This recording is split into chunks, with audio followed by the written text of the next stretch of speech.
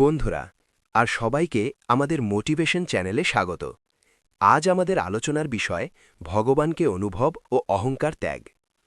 প্রতিদিন ও প্রতি কাজে আমরা যাতে ভুলে না যাই যে আমাদের জীবন ও জীবিকার সব কিছু তারই নিয়ন্ত্রণে চলে।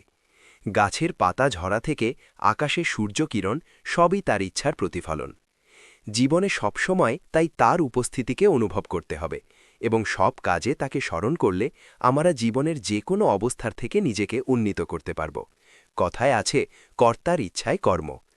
প্রতিদিন আমরা সবসময় সব কাজে তাকে স্মরণ করে শুরু করব এবং সুখ দুঃখ হাসি আনন্দ সব তার চরণে নিবেদন করে নিজেকে হালকা করতে পারলে আমরা এক অনাবিল আনন্দে মত্ত হয়ে উঠব। আমরা যত এই ভাবনার প্রতিফলন আমাদের জীবনে আনব, আমরা ততই ভগবানের সাথে যুক্ত হব। জীবনে আসবে সুখের প্রবাহ। আমরা জানি এই পৃথিবীর রঙ্গমঞ্চে আমরা শুধু অভিনয় করতে এসেছি, সব কিছুর নিয়ন্ত্রণ তার হাতে। আমরা কি নিয়ে এই পৃথিবীতে এসেছি, কি নিয়ে যাব? খালি হাতে এসেছি এবং খালি হাতে যাব। মাঝখানে কিছু জিনিস যা আমাদেরকে সাময়িক সময়ের জন্য দেওয়া হয়েছে সব পড়ে থাকবে।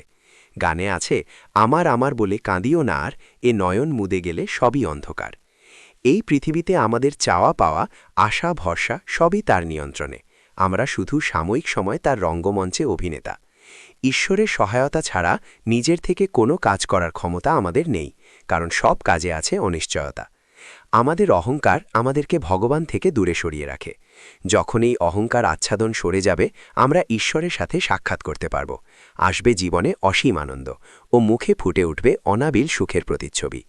সবসময় মনে রাখতে হবে, যা কিছু হয়েছে ভালো হয়েছে, যা কিছু হবে ভালোই হবে। বন্ধুরা, আজ এটুকুই। ভালো লাগলে চ্যানেলটি সাবস্ক্রাইব করবে আশা রাখি।